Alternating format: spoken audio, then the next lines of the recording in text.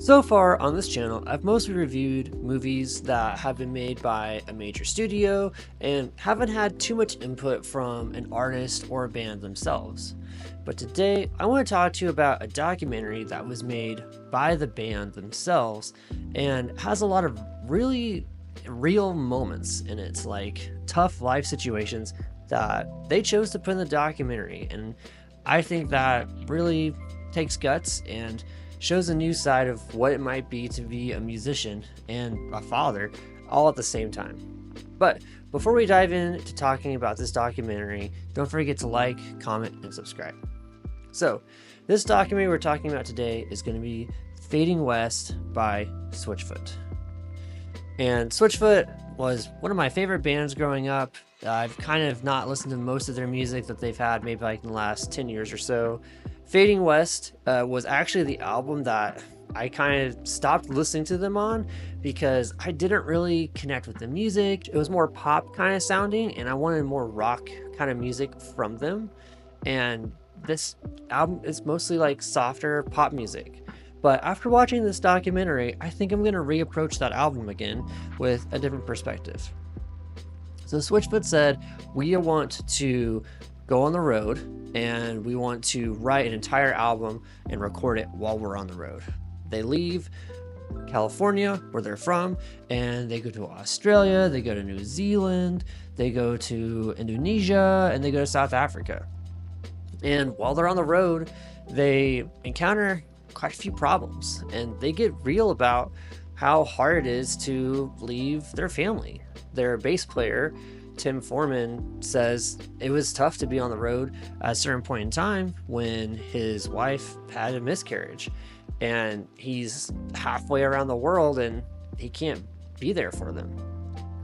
And it happens to John, his brother and lead singer of the band, later on in the documentary because his daughter has to have a surgery and he's 30 hours away on the other side of the planet and he flies home to be with her.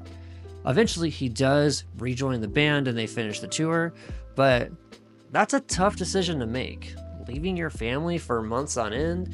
And when something bad like either of those situations happens, you don't want to be anywhere else but there with your family and comfort and support them.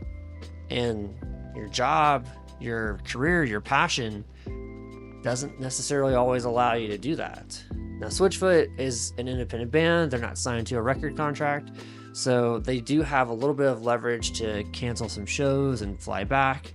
Even if they were in a situation like that, I'm sure there would be some sort of contracted agreement to where they could postpone or cancel a show in these situations.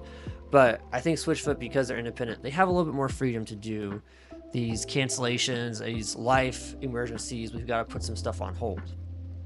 But you get to see how it affects the band during John's absence.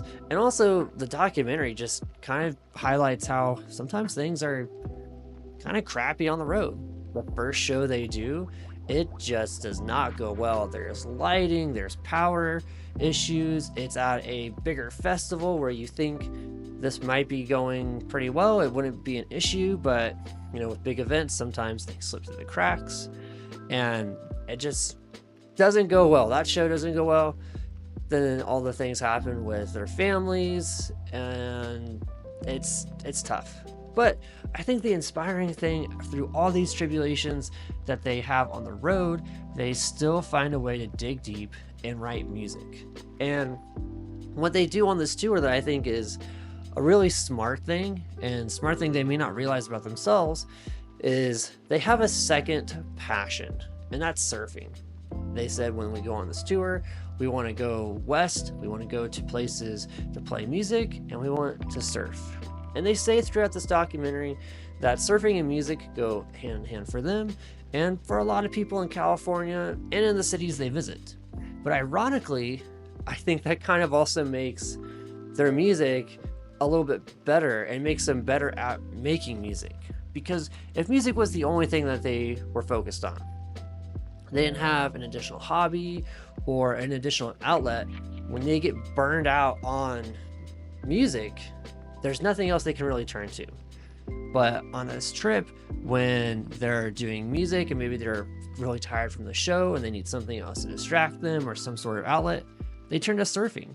And so I think by having that additional component of this tour of saying we're going to not only write music, we're going to perform music, but we're going to surf, they have something else to look forward to distract them, to detach a part of their brain and say, oh, I don't have to worry about the other things. I'm just focused on surfing here in this moment.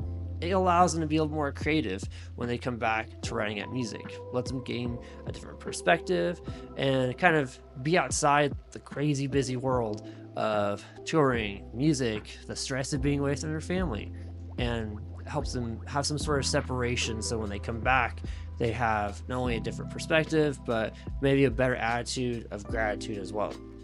So I think that was a really unique thing that they chose to do for this documentary. And honestly, sounds like a lot of fun. I would love to not only go on a tour, but also to, have some sort of fun component with it as well too. Like, going to every single comic book shop I could, or we're going to eat at special sushi places at every place we go. That would be awesome.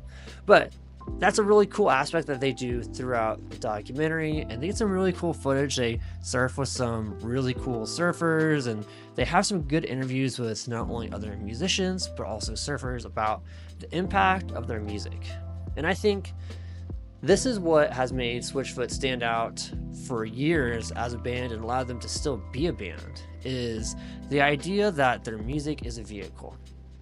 When I was younger, I don't think I really understood this, and I just thought it was like a weird analogy in that they just liked cars. But the idea that their music is a vehicle, it's how they're achieving their goal. And they're using music as their vehicle to communicate hope and inspiration, and that there's a better option out there, there's better things out there for you. And when they're singing these songs and providing their message for them, they don't think they can change the world, and they're just trying to impact as many people as possible, which I think they're not trying to shoot like crazy high so that their expectations don't ever get met, but really just knowing that impacting one person is the biggest goal that they can have. And they of course impact hundreds of thousands of people through their music, but I think this really touches on the power of being an artist. Is when you're making art, if it's a painting, if it's a movie, if it's music, you are trying to communicate something. And sometimes we don't know what that is until after we've made it. Or we're trying to express how we're feeling. And at the end, we're trying to have other people realize what we've been going through, or to have them also recognize themselves inside that art, inside that message. And so I think when we make our own music, we have to think about, what am I trying to convey? What do I want other people to feel? And how am I going to be using this song or this art or this movie to feel the way that I want to feel? And I think that is such a good North Star that this band has used to create music with a passion that is so focused on their message that it just makes great music, because they're not worried about streams or trending or sounds or anything. They're just like, does this help me convey the message I have? Like, if you have to go and do a job, what's the best way to do it? And theirs is through music, and they're trying to make sure that the tools they're using are the best way to tell the story that they want to tell. And I think we lose ourselves a little bit when we make art of what we think other people are going to think about our stuff.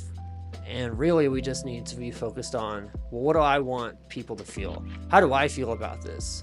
And putting that into the art is what makes good art. Towards the end of the documentary, they really emphasize that, and how through different cities they've been to and different people they've met, it's really inspired them to focus more on aspects of their art in that way. And I think they do a great job with it, because they kind of just write these songs on the road. They don't necessarily always record them, it looks like. It looks like when they get back to California, they record the majority of them. But they're writing, getting the song structure, getting the chords down, testing some of them out at live shows. And when they come back to the studio, that's when they're adding in the other keyboards, the other electronic elements, and really kind of building it all up. I think when they step into the studio in California, there may be like 60% done with each song, and the rest of it is the actual recording process and then adding some elements here and there that they couldn't do on the road with guitars and things like that. Their keyboardist Ramon does do a really cool little side quest of getting some samples, and I thought that was actually really cool, and maybe something I might want to look into when I'm traveling as well. But overall, the documentary does provide, I think, a better view of their album Fading West. The album is playing throughout different parts of the documentary, of course, just good product placement right there. But I think it does open my eyes a little bit more to how some of these songs are designed to make you feel, or designed to have you have some sort of like visual that connects you better with a song. Because there were a couple songs I was hearing throughout the documentary that I thought, oh, this sounds better than I thought it did. Or I don't remember this song being on the album. I should go back and listen to it. So I think I'm going to go back and I'm going to listen to the Fading West album and see if I can connect with it in a different way, and see if there's other music that Switchfoot's released in the last 10 years that maybe I also missed out on. But overall, this is a pretty solid documentary. We get a really good look about what it's like to be on the road as a father and as a husband, and see how tough that is on you and your family and also your band. We'll also get to see how this band connects and stays connected, and how long they've been connected for. They've been, at this point, they were a band for about 12-15 years, and they're still friends inside this documentary, and they're closer than ever, it looks like.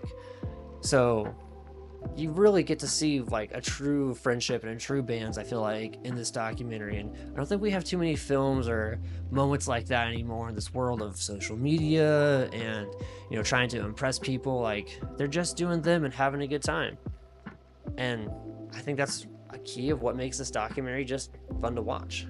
And one of the great things about this documentary is it's now available on YouTube to watch for free. So I've got the link below for you to check it out, give it a watch, and come back to this video and let me know what you thought. Was there something that you really liked about the documentary, a fun moment, or a song that you found through the documentary that you really liked? Let me know in the comments below about your thoughts, maybe what your favorite song is on Fading West for me to check out. And don't forget to like, comment, and subscribe.